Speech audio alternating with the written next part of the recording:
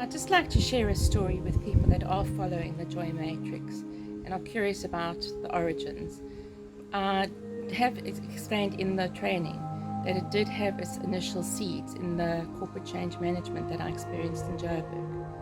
But where I started to have to work on my sense of identity was when my girls and I had to cut off contact with all the connections I'd had to date at the age of 40.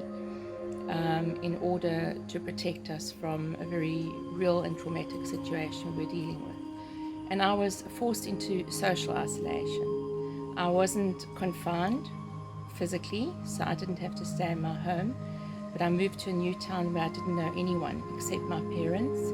My dad was very focused on nursing my mom through her lung cancer, and I started to truly appreciate and see how valuable the connections with people were on a daily basis. The fingerprints of connection that really touched my life at that point were cashiers, supermarket attendants, security guards, fuel attendants, waitresses, cleaners, people that society often sees as invisible or not being there.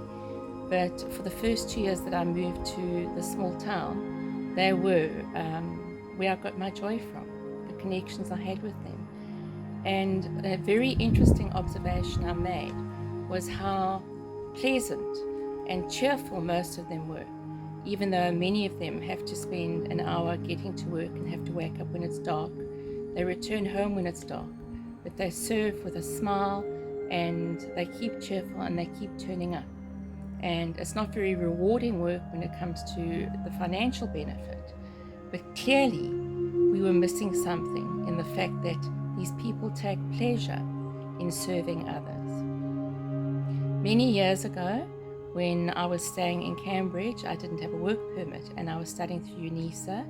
I had 3 jobs to pay for my studies, and they were similar roles. I was an assistant in a pharmacy, a domestic worker in an old aged home, and my favorite, a change room attendant in Debenhams.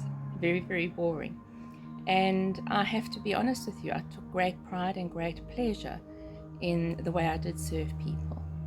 So I think that this is also where I had to learn to develop the processes I did to understand who am I, because I had to start afresh at 40.